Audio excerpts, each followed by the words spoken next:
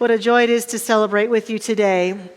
We have a program that we began last week. It's our annual Adventure and Prosperity series, and it was a joy to introduce our theme to you. Last week, it's got a beautiful graphic with it. It's called The Abundant Universe, because we believe in this teaching, absolutely, that the nature of our universe is abundance, that there is more than enough.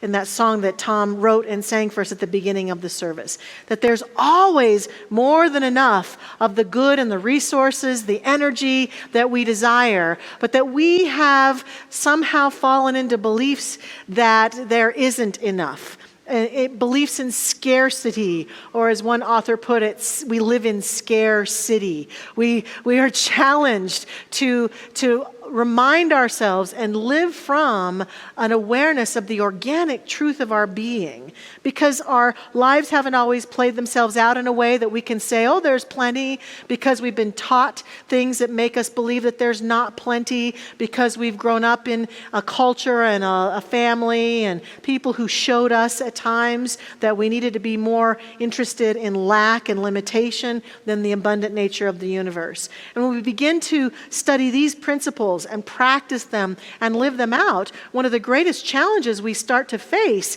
is that there's abundance. There's abundance that we can live from, that we're steeping in at all times, and that is the true nature of us. And I've come to see how each one of us has a place in our life where abundance tends to flow. We usually have at least one place where for some reason, and it's all those reasons I said earlier, it's just easy. Maybe it's easy for us to find friends. Maybe it's easy for us to be physically healthy. Maybe it's easy for us to manifest money and job opportunities and to do the things we want to do, adventure, whatever it is. We just easily and effortlessly have some area of our life that flows. And that we all also have other areas of our life where maybe it's more challenging, where abundance isn't so easy to come by, where we struggle with lack and limitation and we don't quite understand why. And in both cases, the reality and the principles are the same. That at some level we've accepted ease and grace in this area and struggle and strife in this area. And that the secret is to begin to understand the nature of abundance exists everywhere, and that any time we can shift our thinking, shift our awareness, shift our energy, and experience a difference. Sometimes it can be that area that just flowed so greatly suddenly isn't flowing so well, or that area that was challenged is now suddenly in the flow. And it all has to do with us. Contrary to popular opinion, it doesn't have to do with the economy. It doesn't have to do with God's love and support and rewards and not rewards. It doesn't have to do with anything or anyone out there. It has all to do with here for each one of us. And the minute we begin to accept that and take full responsibility and accountability for the flow of good in our lives and the willingness to steep in abundance, we begin to see change. So we introduced this theme last week. We introduced the first building block of abundance that our Adventure and Prosperity team came together and created, and it was gratitude, thanksgiving, thankfulness, being willing to be grateful, have a grateful heart. I also introduced our Adventure and Prosperity team last week to you all. They were here, most of them in the sanctuary, and at the 10 o'clock service, I somehow left out our beloved Karen Thomas, who's our event director here at Mile High Church, who's a key member of our team, and I left her name off, and I felt so horrible. So Karen Thomas, I'm sorry I left you off. Thank you for your service to our wonderful Adventure and Prosperity team and to our church. You are blessed. Thank you, Karen. Yes. So we talked about the grateful heart, and today we're stepping into courage. We're stepping into abundant courage, releasing fear to attract more good. I wrote the book that I wrote because I was in a book workshop, and they challenged us to consider writing a book about a topic that we felt passionate about and that we could imagine if we could bring this concept to life, that it could improve people's lives. And I will tell you the truth, that if I were like Curly in that movie and say the one thing that people could do to change their lives, if we could just imagine this with me, if we could eradicate fear on this planet, Just feel into that for a moment. If we could just stop being afraid. Stop being afraid of what's going to happen, of the unknown future. Stop being afraid of failure. Stop being afraid of each other, of people who are different than us, who have a different belief system than us, who live in a different country, who have different practices than us, who make different choices than us, who are in a different political party than us. If we could just stop being so afraid of each other and afraid of life and afraid of money and afraid of our bodies and afraid of growing older, what would our lives be like? To surrender into fearless living. That's what I envisioned. And so I set out to write a book that's a very basic, easy book to read, just challenging us to get beyond fear. And as we danced with this theme, as our team danced with it, we realized that fear in abundance is a huge challenge. Fear in life is a huge challenge. I was sharing with Reverend Zamira last week, and Todd, our wonderful facilities director, he did so well last week sharing here on this stage. I was sharing with them outside afterwards that Jerry Seinfeld, the great comedian, has this line in one of his comedy acts where he talks about how a survey says that the number one fear humans have is public speaking. And the number two fear that humans have is death. So Jerry suggests that if we're ever at a funeral, we would much prefer to be the person in the coffin than the one giving the eulogy. It's kind of twisted, isn't it? But that's just how fear works. Fear is irrational. Fear is strange. Fear is not our natural way. Now, certainly fear has its place. Fear serves and supports us. It supported humans who had to live out in the wild, and if a raging animal was coming their way, fear takes over, and it lobs a whole bunch of chemicals into our system and allows us to have the energy to run as fast as we can from that thing that we fear. Now, I don't know about you, but it has not ever happened to me in this lifetime that I have faced a raging tiger in my life. But sometimes I think we live like that every day. We live in what they call fight or flight, and we are lobbing those chemicals of that energy into our system, into our bodies constantly, and that creates stress in our body system. It creates stress in our emotions. It creates stress in our spiritual nature, because our spiritual nature knows and understands that at the core, whatever condition or circumstances you're facing right now that may be scaring you, whatever condition or circumstance you may face ever, you have the wherewithal to handle it. You can actually get through it magnificently and grow and learn and rise up to meet it and greet it with great grace and comfort. But only if we're willing to let go of fear. Only if we're willing to be fearless in moving forward. And so fear contracts us. It makes us small. It makes us little. It takes us into our small mind. It causes this activity in our body that doesn't serve us. And then courage expands us. Courage allows us to walk forward into life with this great sense of possibility. We believe in the law of attraction here. Which would you rather have? Fear attracts more to be afraid of. Courage attracts more to step forward and rise up to. And so we get to choose powerfully about where we are with fear. I'm a big fan of the songwriter and singer Melissa Etheridge. My heart goes out to her today because in this past year, she lost her 20-year-old son. He died by suicide. And she is a beautiful artist, and I'm sure this is her first Mother's Day without him. And she has a lyric in a song that I just love and that is pertinent to where we stand today and represents the challenge that I offer to us today. She says, "Mothers, tell your children, be quick, you must be strong. Life is full of wonder. Love is never wrong. Remember what they taught you, how much of it was fear. Refuse to hand it down. The legacy stops here." Yeah, beautiful. That's my challenge today. in terms of living abundantly, in terms of making myself available to all of the good that there is in this universe, am I willing for the legacy of fear to stop here, to stop with me, to stop in how I think and how I live and how I speak and how I act and how I take my life forward and walk forward through the opportunities that show up in my world? And so I'm bringing us today opportunities to step forward courageously and powerfully, that courage is a building block to great abundance. But we have work to do to get there. The great Martin Luther King Jr. says to us, we must constantly build dikes of courage to hold back the flood of fear.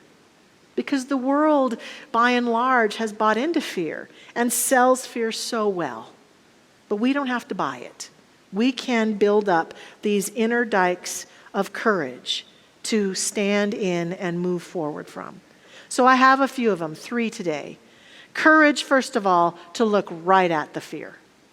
Sometimes when we find ourselves in fear, we want to look away, we want to pretend it's not there. I will continue to teach, as long as I get to, that our teaching, the science of mind and spirit, is not a teaching of denial. It's not a teaching that says we see a circumstance we don't like and we just look away and pretend it's not there. Oh, I don't see that, it's not there. It's not that at all. I believe that what it really is that I have the courage to look right at that situation, right at that feeling or emotion, right at that thought, right at that pattern, right at that fear, and look right at it, see it, own it, claim it, and see right through it to the truth that is behind it. Yes, I feel afraid, and yes, there is fear, and yes, fear is right here present. I'm feeling afraid, and to see right through it to the truth and to use the tools that we have here to support ourselves in doing that, to understand that it is okay to be afraid, especially when we're stretching or when we're moving forward or when something happens that we didn't expect. We might feel fear, but we then continue to feel that fear and move forward through our life. And the tools that we use can include the following. The tools can include, being willing to feel the fear and do it anyway. To feel the fear and do it anyway. That's a great book title, isn't it? Someone already wrote that book, though. But how many times have we had to do that? To see right through the fear and do it anyway. Ernest Holmes says to us in his book, This Thing Called You, my favorite book he wrote, whatever you identify yourself with, you will become like. Whatever you resist until you make it a reality, you will also become like. Therefore, resist not evil, and it will flee from you. Don't fight your fears. See through them. There is nothing in God's world to be afraid of. So feeling the fear and doing it anyway. How many times have we had to do that? We probably had to do that on our very first day of school, the first day on a job, the first date, the first time we decided to do something regarding our health and well-being, the first time we stepped out to do something that we had never done before. We do this all the time. We feel the fear and we do it anyway. We say, I feel my fear, but what I want to do and accomplish is on the other side of the fear, so I'm going to keep moving forward. I'm going to step forward and do it anyway. Another tool is to use affirmations or supportive thoughts. I share in the book about how when I moved to Southern California in 1991, when I left here, that the first thing that I encountered that I was so afraid of were earthquakes. I was so scared of those earthquakes. And fear began to rule my life. Everywhere I went, I was afraid of earthquakes. And I created an affirmation. I did some other things that I share about, but I created an affirmation that I continue to use to this day because I decided that my consciousness is not big enough to control the earth. But I can control where I am when the earth decides to shake. And so my affirmation goes like this: I'm always in the right place at the right time to ensure my total safety. And whenever I feel afraid of the earth or something going on, of my safety, I affirm that. And I listen and feel my guidance as it says, go down that road, go that direction, walk that way. I use that affirmation to help me be with my fear, see it, but then affirm what's the truth that I want to experience. who do I want to be in the midst of this fear? So affirming, finding a word that works, finding a phrase that works, that we can say in the midst of our fear. In my book, I suggest also a tool of researching stories of people who've been through what we're afraid of right now. Afraid of stepping into a new love relationship? Well, go out and read stories about people who've done that and had great success. Afraid to take that big career risk? Go read stories about people who've had the courage to do what you're afraid to do, and let their stories inspire and uplift. And anytime fear starts to come on board, be willing to read a story or research or find someone who's done what we've done. Because I guarantee with every fear we have, there's some other human in history who's had that same fear as us and has been able to transcend it and walk forward. And to be able to take that fear into my spiritual practice, to walk with the divine and take that fear and go into my practice and literally say to my innermost self, I'm feeling so afraid. And breathe and listen to the wisdom and the comfort and the courage and the encouragement of my own inner self. This is how we allow ourselves to have the courage to see our fear and see past it. That's so important, such important tools. The next one is the courage to triumph through victimhood. Here's the reality. I know that just about every human being I've ever known has been victimized in some way. Some of us have been through abuse, neglect, have been betrayed, have been taken advantage of in horrific ways, in the ways that humans tend to do that, unfortunately, still on this planet. And whenever we're victimized like that, or we feel victimized like that, we have a choice to stay in that sense of victimhood and allow it to become our identity, or to find ways to step out of it. Carolyn Mays used to talk about how we have to pay attention to how we feel compelled to introduce ourselves to each other. And she spent a lot of times talking about, do we go up to people, new people we meet, and say to them, hi, my name's Michelle. I was raised in an abusive household. How are you today? You know, just watching how that desire to bring up to people how our pain and our suffering, she talks about leading with our pain. And so if our identity is tied up in the painful past, in the hurtful past, in what we've been through, and we haven't learned to process and heal it enough so that it is a part of who we are, but it becomes a part of our triumphant experience, then we're stuck. We're stuck in victimhood, in that low energy stuff. We're stuck in the idea that we're broken. We're stuck in the idea that we're damaged, that we're not good enough, that we're not lovable enough, and maybe we never will be. That's what's staying lodged and angst and rooted in our victimization will cause us to believe about ourselves because of what happened to us. And yet, I have witnessed over these many blessed years of practitionership and ministership, people who've said, no, I know that's what I've experienced, but I'm going to allow what I've experienced to grow me and raise me up and allow me to use this experience to be a beneficial presence in the world and step out of my victimhood. And to people who make that choice, their lives shift forever. And I share in my book the number one story that I can share about because I have witnessed it firsthand. I am Michelle Medrano. I was raised in an abusive household. And it was that my parents found themselves with this newborn baby here, me, at the age of 18 years old.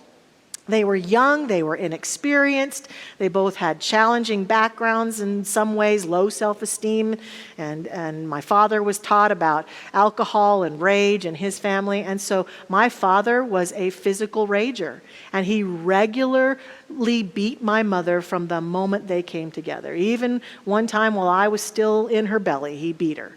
And so I grew up watching this violence in my household and watching my mother struggle with it, being absolutely victimized by my father on a regular basis. and watched her struggle with how to get beyond it, going to the priests in our church, going to friends and doing anything she could think of. And she was so young, she didn't have a career, she didn't have a job for a long time. He was very controlling. She was stuck. And by the time she was 23, she had 3 children and was raising us 3 children to the best of her ability, all the while being distracted by not knowing exactly when my father was going to be the happy version of himself or the violent version of himself. And I watched my mother in this struggle. And eventually, when I was 10 years old, she had the courage to request a separation from him. And they separated, and I think they both went to counseling, and they did their best to try to improve themselves, and it was a little scary and challenging. And then they came back together for a few years, and it just didn't get better. So when I was 14, they finally divorced. But that was hard too, because my mother had not had a career at all. So she had to take her 3 children out of this comfortable lifestyle that we'd been living in, and we moved on, and she had to find work. She became a real estate agent here in Denver. She became a mortgage lender here in Denver. And eventually, she opened her own business that was called Positive Imagery, where she taught people through the use of guided imagery and through counseling and support to rise above their own challenges, to rise above their own limitations into greater living. And I watched my mother blossom. How did she do this? She got help. She got support. She went to workshops. She came to this church. She took classes. She did things in her life to improve herself when she could have spent her entire life feeling as though she were the victim of my father. I watched firsthand as she made choice after choice, day after day, to be and become something different. So I know what I'm talking about. If we are feeling victimized by life or by someone in our life, there is a way out. And it has to do with having the courage to step up and step forward and say, I choose something different. I choose something different. I choose a different life. And it makes all the difference to us when we do that. For me, her example has lifted me so powerfully and caused me to understand that I never have to be a victim of anything. I can always choose to be a victor. And I invite us to have that courage today. And lastly, the courage to follow our dreams. The more we let loose of fear and allow fear to dissipate, the more we start to feel this part of us that dreams awfully big. It has dreams of the way we would love to live our life, of the life we would love, of the people we'd love to live it with, and the relationships we'd love to have, and the work we'd love to do, and the way we'd love to make a difference and contribute to life. And those dreams can be huge and big and bold. And we all have mentors who can support us along the journey, and likely we all have tormentors. People who don't believe in us. People who say, oh, that dream is too big. Oh, no, you don't want to do that. That seems like a big risk. And a lot of times it's from a voice of love, but sometimes it's just someone projecting onto us that they themselves are afraid to dream big, and so they feel the need to cause us not to dream big. And our culture right now, for some reason, we believe we all actually have a right to criticize and comment on people's life and choices and what they choose to be and do and how they choose to live. And we just don't. Social media in some ways has given us some permission that makes us think we actually have a right to do that.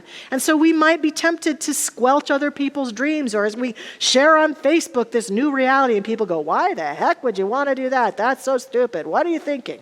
That sort of thing. And so it takes great courage at times to be willing to be someone who lives out our dreams and lets go of that fear. Our founder, Ernest Holmes, says to us, there is still another fear which is at least as great as the fear of death, and that's the fear of life. The fear of people, the fears which come from sensitiveness. In many ways, this is the worst fear we have. I do not know if there is any way of weighing and measuring it against other fears, but I cannot help thinking there is no fear greater than the fear of life. So when we shine and follow our heart, what will people think? What will my mother think? What will my father think? What will my partner think? What will my kids think? When we choose to shine and go out fearlessly into the life we would love to live, it takes great courage. And therefore, I encourage us to encourage and love and lift up and celebrate anyone who chooses to do this. Because I know for myself that following that inner voice at times has been so difficult, but I knew that I had to. Whether it was to be in ministry or to come back here to Mile High Church or to make many of the choices that I've made in my life. And when I followed that voice, it has made all the difference because it's been the right choice for me. Confucius says to know what is right and not do it is the worst cowardice. So I applaud people who make big choices to change their life. And instead of telling you another story about that, I'm going to bring someone up who has a choice they're making right now to make a courageous, bold decision in their life to follow their dream and follow their heart. And he's going to tell you about it. So please welcome Reverend Masando Hiraoka.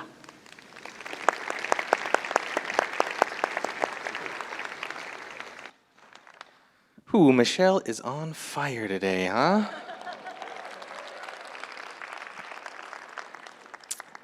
Yeah, it is always a tremendous honor to follow that inner voice, right? And to feel it in the midst of all of the doubt and the fear that may come up when we start to listen to and connect with that still small voice within. It's an adventure that I've been on for a little bit here, and recently it has been coming up bigly in my life. This thing about ministry is a trip. I think about the courage that it took for Dr. Michelle to, start here at Mile High, then to go venture forth and do her ministry in Phoenix, and then to get the call from Dr. Roger out of the blue to come back and to say yes to that. I got to visit Josh in Seal Beach, and I got to tell you, he had a pretty sweet setup out there. He lived walking distance to the beach and the local pub and his church, all from his house. And yet he answered the call to come and serve here, which I can't imagine was an easy one. And I find myself in a very similar position, as I was not looking for anything else. Colorado is my home. My friends, my family, they're all here. Mile High Church was the first church I ever stepped into. So this has been a dream. But I recently had a call to serve at a church in Portland, and after many weeks of discernment and prayer and wrestling and having all my fears in my face about it, because this opportunity, I knew it was important because it terrified me. I've finally said yes. So I have, thank you. It's bittersweet news, of course, but long story short, I've accepted a position as an associate minister, as the associate minister at New Thought Center for Spiritual Living in Lake Oswego, Oregon, serving with with a minister you all may know who has been my mentor for many years, Reverend Shannon O'Hurley.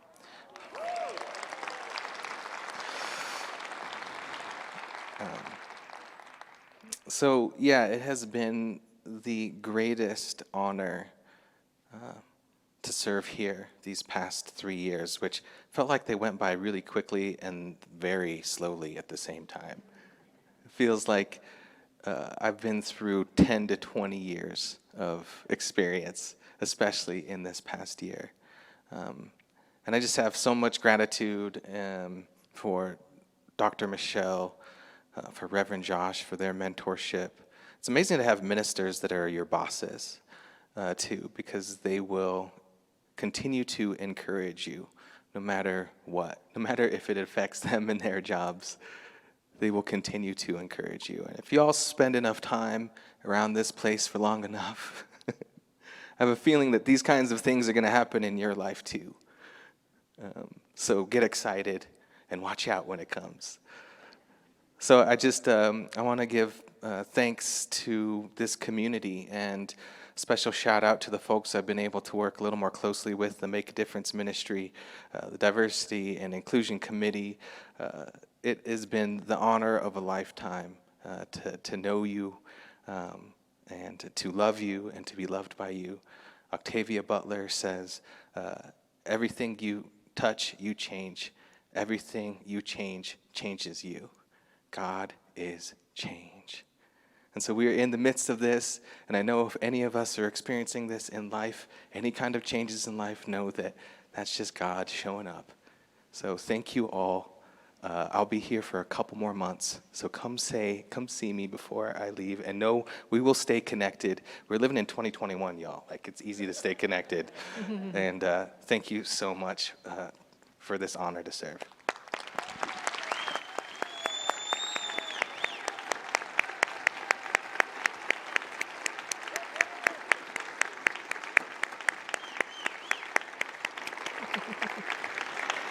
So as he said, he will be here to the end of June, and he will be out in the lobby later on if you would like to go congratulate him. And just notice that part of us that is sad for ourselves, because we are. It's a healthy sadness to feel sadness when someone we love makes a choice like that, to leave and move into some other area. And at the same time, we can applaud and celebrate the courage and know that as we do that for ourselves. So my final thought I leave us with is from Jack Canfield, who says to us, everything you want is on the other side of fear. Everything you want is on the other side of fear. This week, let's surrender our fear and live more courageously.